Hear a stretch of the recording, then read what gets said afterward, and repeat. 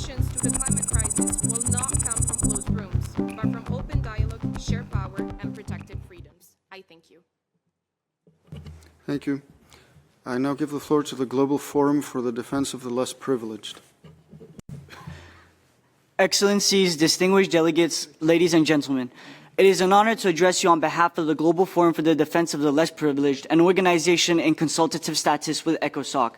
Our mission is both urgent and transparent, to advance climate justice and defend the rights of the less privileged. We must remind ourselves, as partners in this global endeavor, that living in a safe, clean, and sustainable environment are not privileges reserved for some, but rights inherent to all from birth. I speak today for those absent from this session, children, who bear the weight of climate crisis, rising seas, droughts, deforestation, and the deadly floods that displace millions from their homes. Too often, their voices are silenced and absent from the decision-making processes that shape their futures.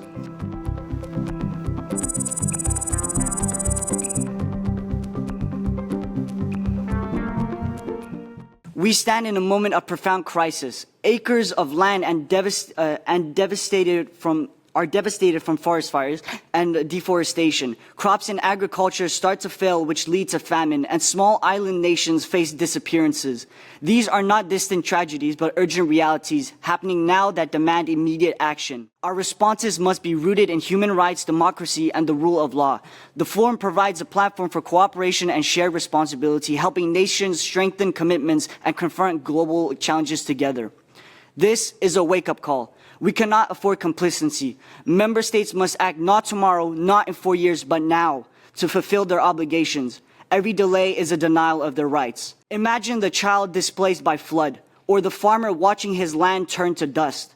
We must do better, we must be better. As rights holders and duty bearers, we share a collective responsibility to uphold human rights, to safeguard democracy, and to ensure that the rule of law is not a promise on paper, but a lived reality for all. The UN, as a platform for the voices of the vulnerable, must remain steadfast in its role to provide space for dialogue, to strengthen cooperation, and above all, to call, to act, and to deliver.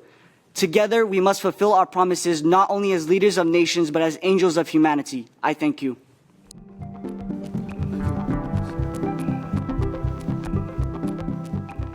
Thank you, Mr. Chair, for giving me the floor again. Excellencies, distinguished delegates, ladies and gentlemen, the recognition of a healthy environment as a fundamental human right is no longer a matter of debate. It is a global imperative. By now, that should be clear. Furthermore, the world faces a triple planetary crisis: climate change, biodiversity loss, and pollution. And to comment on the data given by Ms. Shweta Narayan from the 99% of the population worldwide being affected with air pollution, that is 8 billion people affected with this issue, as well as 8.1 million deaths per year. In July 2022, the United Nations General Assembly adopted Resolution A/76/L75 by a vote of 161 in favor and 8 abstentions, affirming the right to a clean, healthy, and sustainable environment as a human right. It should come as no surprise that this resolution has catalyzed significant legal developments. In July 2025, the International Court of Justice issued a landmark advisory opinion declaring that states have a legal obligation to combat climate change and protect both current and future generations. The court emphasized that climate change is an, I quote, urgent and existential threat, end quote, and that nations must cooperate to address it, with high-income countries supporting developing nations in climate adaptations. Similarly, the Inter-American Court of Human Rights, in its advisory opinion, OC-32/25, recognized the human right to a healthy climate, affirming that states have binding obligations to address climate change as a human rights issue. Yet despite these advancements, challenges persist. The UN Special Rapporteur on Human Rights Defenders has reported a global surge in state-led repression against climate activists and environmental defenders. The United Nations Environment Programme's Global Resource Outlook of 2024 warns that the global economy continues to consume natural resources at an unsustainable rate, while the world is already falling behind on achieving the Sustainable Development Goals. While progress has been made in recognizing the human right to a healthy environment, much work remains to ensure its full realization. We must continue to strengthen legal frameworks, protect environmental defenders, and take decisive action to confront the environmental challenges that threaten our collective time ahead. I thank you.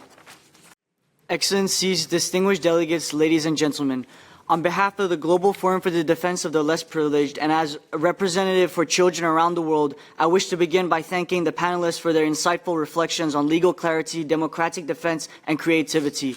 Climate change is not only an environmental emergency, it calls into question how we uphold justice, democratic values, and innovative thinking. In the remainder of this statement, we wish to highlight our key recommendations. First, legal clarity. You must ensure that climate obligations are not merely political statements, but clear, enforceable laws. National frameworks should align with the Paris Agreement and human rights principles so that every promise made becomes a promise kept. Courts and regional mechanisms must be equipped to interpret both science and law, turning commitments into real accountability. We see consequences of unclear laws and delayed actions in places like the Horn of Africa, where prolonged droughts have displaced millions, including many children and women. Reports indicate that women and children constitute approximately 80% of the 1.4 million people displaced in Somalia due to ongoing drought. Additionally, over 20 million children across Ethiopia and Kenya are facing severe hunger, thirst, and disease as a result of the climate crisis. Second, democratic defense. Climate justice cannot exist without participation and protection. Around the world, environmental climate defenders and young activists, especially from vulnerable communities, are silenced, threatened, or even killed for speaking out. We call on all governments to safeguard civic space, include youth and vulnerable populations in decision-making procedures, and ensure that justice is accessible to everyone, not only those at the top of the chain. Third, creativity. The scale of this challenge demands innovation. Independent climate representatives for future generations, fair transition councils to support affected workers and communities, and stronger cooperation between courts and regions to share bold legal ideas. Ladies and gentlemen, legal clarity gives us direction, democratic defense gives us legitimacy, and creativity gives us hope. Let us ensure that our laws and leadership do not merely respond to crisis, but build a future that is fair, sustainable, resilient, and full of opportunity. I thank you. Thank you. And that ends